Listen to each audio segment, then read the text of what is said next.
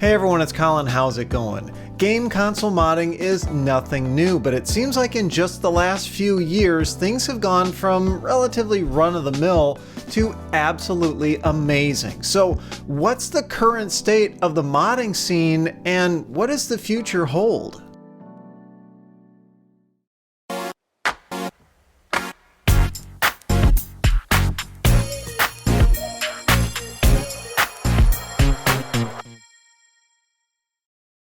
I tend to separate game console mods into two categories, functional and appearance, and those two generally are distinct things, although there can be some overlap in between. I tend to think of appearance mods as just that, things that just change the looks of the way the console itself appears, like replacement shells or replacement buttons or just painting your console to look different, something like that.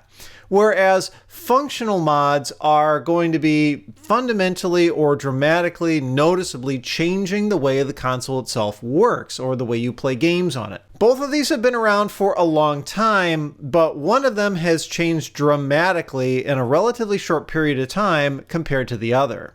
Appearance mods are probably the older of the two, though. I mean, they've been around for decades. People have always been customizing their consoles in one way or another.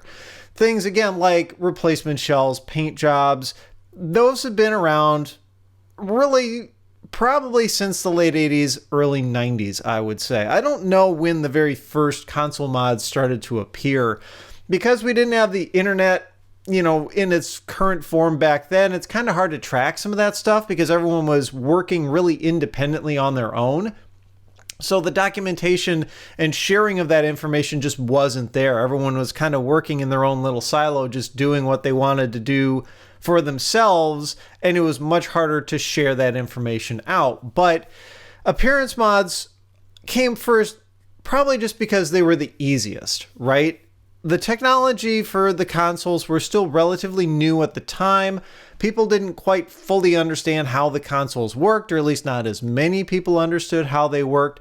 So they focused on what made the biggest impact for them, and that was, well, to personalize their console and make it be their own. So we started to see companies, small little fly-by-night type of operations, come up with these replacement shells. And the quality wasn't amazing. It probably wasn't horrible, but they were limited by the technology and capabilities that they had at that time. Could they have produced much higher quality parts? Yeah, they probably could have, but there would have been a greater cost to it. And considering gaming back then was a lot more limited in scope than it is now, there just wasn't the money in it. So yeah, you'd see like in the mid 90s, replacement shells for things like PlayStations, but the quality was really hit and miss simply because the places that were making those shells were operating on limited budget because they were operating with limited audience. So things just were what they were back then. Functional mods have been around for a long time too, but they just weren't as common, probably for the same reasons. They largely centered around gameplay, at least the ones that did exist. The most popular form, if you want to think of them, or mods, are cheat devices, things like the Game Genie. But mod chips definitely fall into the category as well. And they, of course, had different bits of functionality based on what you were looking for. But other than mod chips and Game Genies and stuff, there were relatively few other hardware mods that changed the functionality of the console. One that I can think of from the late 90s, early 2000s, actually probably more early 2000s, was the Afterburner kit for the original GBA. It was basically a front light kit. They ended up not being that common or popular, again, because the GBA was brand new. Modding wasn't that big of a thing. I don't know how many numbers the Afterburner kit sold. I certainly remember it from back then, but I didn't pick one up. But there was also that threshold to get people to want to install it, right? It wasn't just a matter of selling these mod parts, but the fact that you generally had to do all the installation work yourself. And because it was a relatively new system at the time, there's a very real risk that if you tried to do a mod like that and screwed it up really badly in the process, that you'd be out the cost of the console. So it's not like it is today where, if you screw up doing, say, a backlight mod on a Game Boy and you tear one of the ribbon cables on the screen or something like that, you can't just jump on eBay and buy another, old console for $20. You were stuck with that $100, $200 paperweight and figuring out what you want to do if you can even fix it. Also, there was the fact that what functional mods were there, like with the mod chips, they were generally pretty underground in nature. So while we were starting to get some information on the internet at the time, it wasn't that widely publicized, or at least, where to buy these things, simply because the companies that sold them had to keep a kind of low profile because, of course, otherwise the main console manufacturers would go after them because they didn't want them selling mod chips because that led to piracy. So the limited scope for functional mods, the nature of the mods themselves kept that scope limited, if that makes any sense. Of course, there were also the one-off type of mods where they were either appearance or functional or both. A big category that comes to mind are the handheld conversion type of mods, where you would take a home console like an original PlayStation or an N64 or a Super NES or something like that, and build your own enclosure and find a screen that you can use and find a battery pack and basically repack everything into a custom handheld form factor. The site is unfortunately gone now, but probably the most famous of all of them was a site called Modded by Bacteria. The guy made his own mods, but he also set up forums where others could share their own mods too to show off what they had done. That site closed a couple of years ago, which is really too bad because it was an amazing time capsule, if you want to think of it that way, of a period of a few years where people were really getting into this, and there was some absolutely amazing work being done. And it's not just a matter of people like carving out a shell and sticking the parts in there. Sometimes they'd have to dissect circuit boards out of devices to figure out how to make them smaller, figure out what circuitry was absolutely needed and which could be removed, like that was extraneous just to save space or weight or whatever.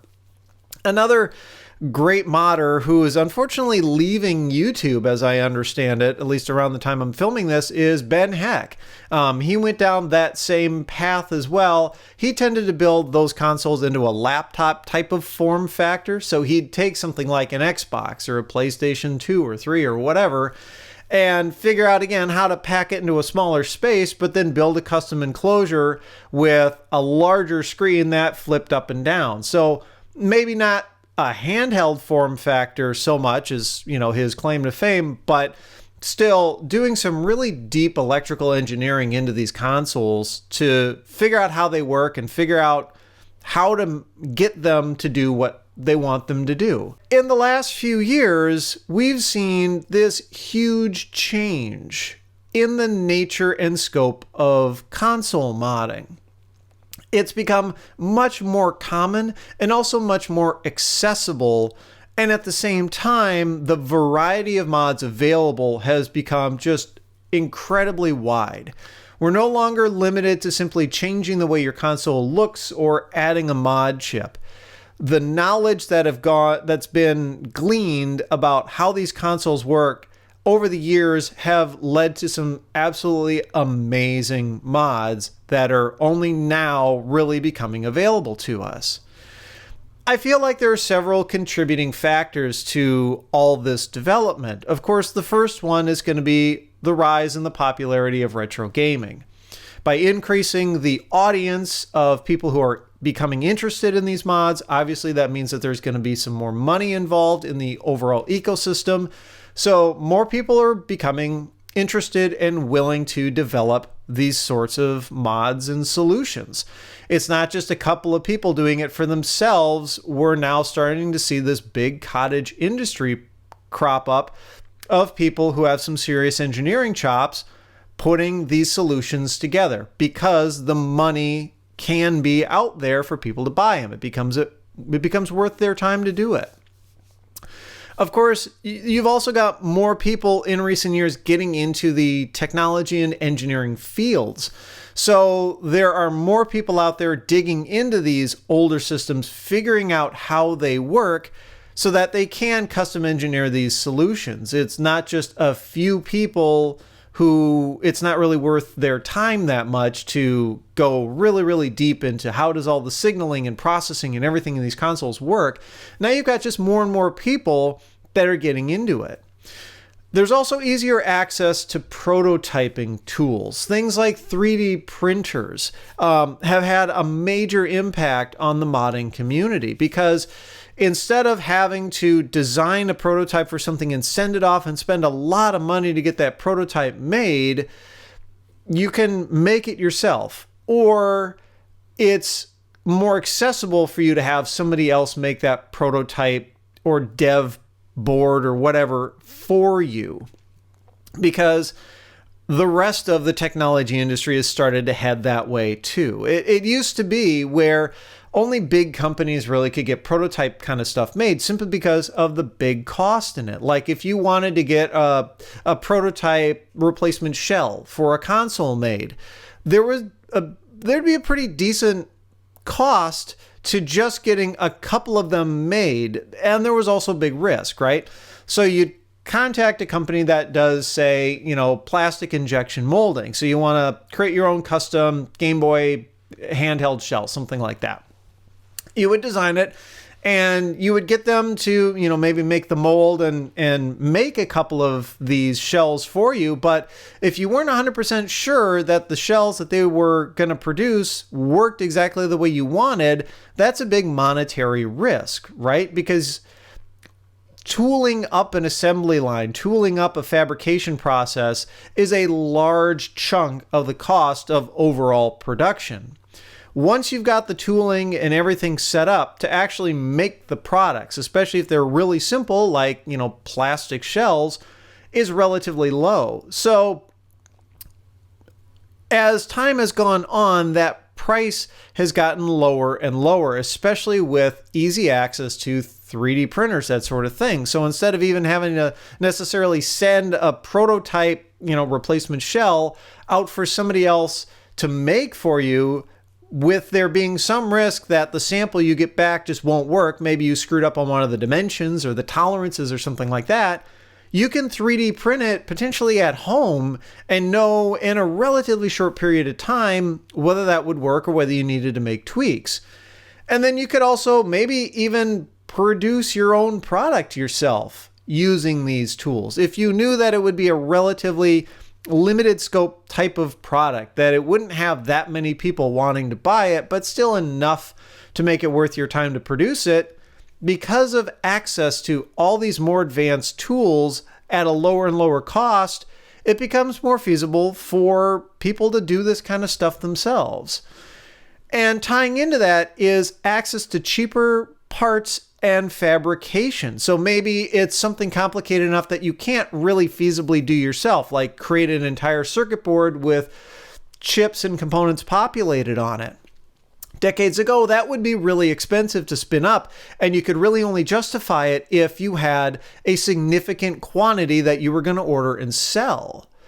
Now it's so cheap, you can get a single PCB made for just a couple of bucks and delivered in a relatively short period of time.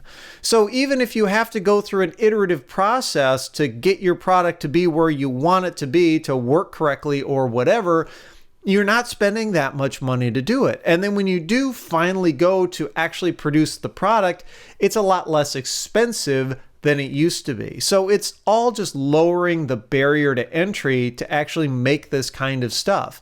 No longer are people stuck there thinking, boy, I've got this great idea as to how I could make a console look better or work better or whatever, but oh God, the cost of doing it just is too prohibitive. I can't make it happen. Now people are looking at it going, yeah, you know what? I could actually make this happen. I can give this a shot. And that's awesome. And as such, not only are we seeing individuals starting to look into these sorts of things, but again, there's this big cottage industry that's been formed around this. A number of sites have popped up.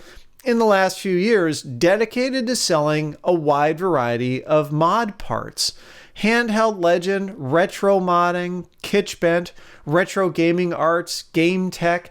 There are a few of many. There are many, many more that I just can't possibly list here that all have great quality parts, and in some ways they'll focus on a certain niche or a certain type of mod maybe that they're going to be really good at. They're going to have a lot of expertise in. Sometimes they just resell other people's mods and parts. Sometimes they handle the distribution for just a single person who may want to make a really cool mod, but they don't want to go through the hassle of the business side of it. So maybe one of these online sites will partner with an individual modder. Sometimes these online sites create the products themselves. Sometimes they offer modding services in case you don't even want to do it yourself. It's just continued to grow and balloon and show that console modding has become way more vibrant and accessible than it ever has before. The complexity of mods has become wildly different. I mean, you can still get those simple appearance mods, replacement shells and buttons and that sort of thing. But what's also changed is the quality is significantly better because of, again, the fact that the price of making all this stuff has really come down.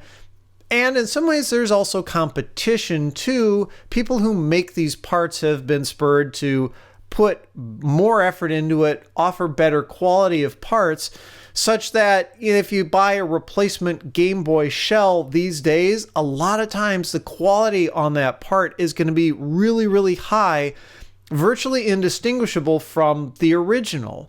Whereas maybe replacement shells 15, 20 years ago were a lot rougher. The fit just wasn't quite as good. They used lower quality plastics, that sort of thing. The custom parts just have gotten a lot more high quality, and the design of them is much more professional, especially with easier and cheaper access to modeling tools, CAD tools, that sort of stuff. But the functionality mods, those are what's become really amazing in just the last few years. Now we're also starting to see stuff more focused on the home consoles. It's not just trying to produce really cool Game Boys. We're starting to see, especially lately, more and more options for improving the gameplay and output quality on retro home consoles. So things like the Ultra HDMI for the N64. I'm going to do a video on this one eventually, where it's an installable module in your N64 that gives you native HDMI out, and it's got an upscaler, and the quality is supposed to be really, really good, way better than you'd ever get out of an analog connection on the unit. There are several options now for getting HDMI out of the GameCube. And even lately, I found that there is an HDMI cable available for the original Xbox. So it's gone just from, hey, let's put some LEDs in these consoles and, put a clear shell on them or whatever, make them look different and personalized. We're getting to the point where we're starting to fundamentally change the way these consoles work. And some of these are highly specialized. A great example are the variable clock modules for the Game Boy. For most people, they're not going to need one of those. But if you're doing something like making music with chiptunes, that can be a really important module. How many people are actually doing that? Relatively speaking, not that many, but again, because the prices to make this stuff have come down and the knowledge of how these consoles work has only increased, it becomes feasible to make these really incredibly niche products that can do some crazy things. So where is all of this going to go? Where is this headed?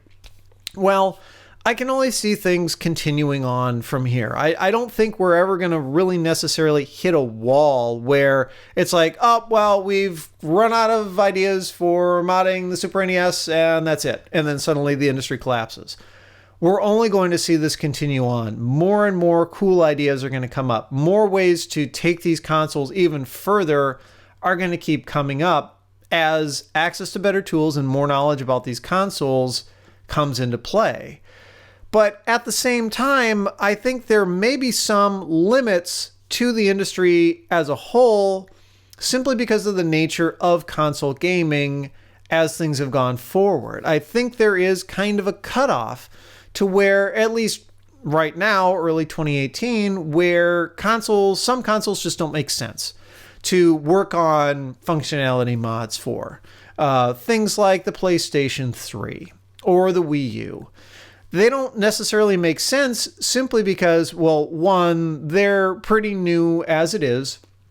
Two, the consoles themselves are really locked down in their architecture. They're much closer to being computers than they are to being like discrete components.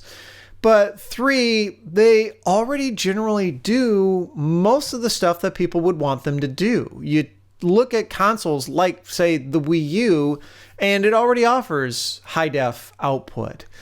It already offers really smooth, good gameplay. The only thing that people really would want to push with a console like that is really kind of more of the mod chip type of stuff. Jailbreaking the OS, playing more games on it, playing game backups, aka pirated games, or homebrew, or whatever, which really just pushes you into the realm of software modding, which is a separate topic in and of itself that I'll probably tackle at some point not too far down the road here.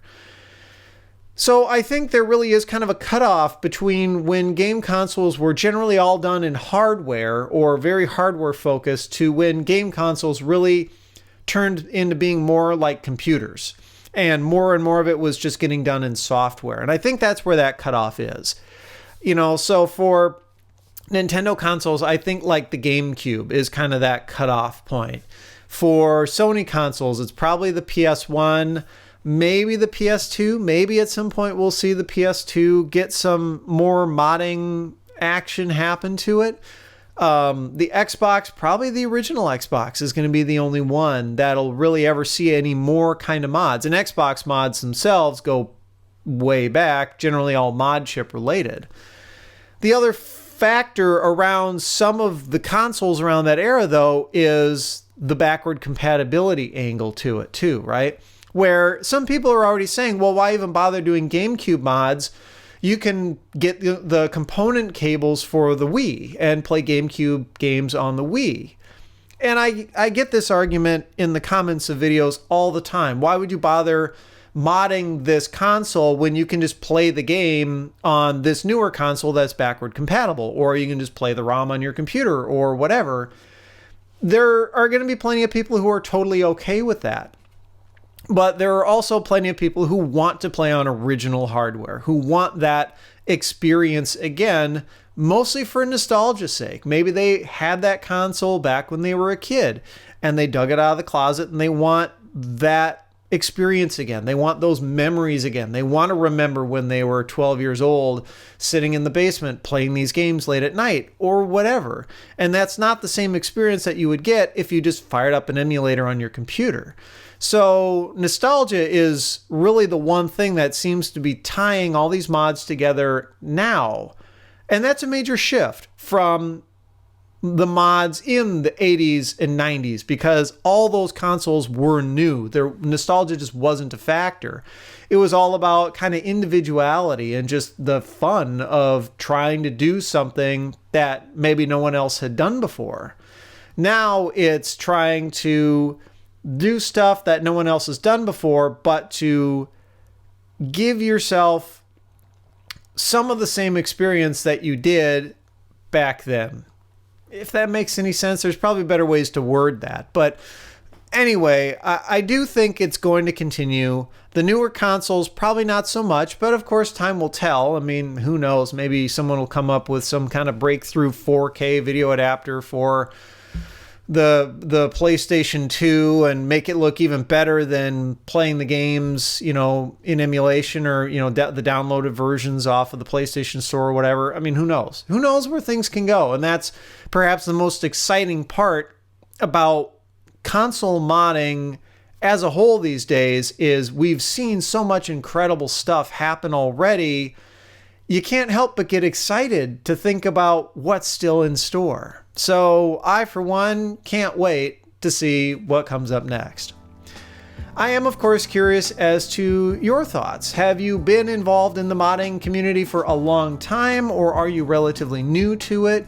Are there mods that you want to see happen that haven't yet? I'm just curious as to your thoughts, so be sure to shout them out down in the comments below.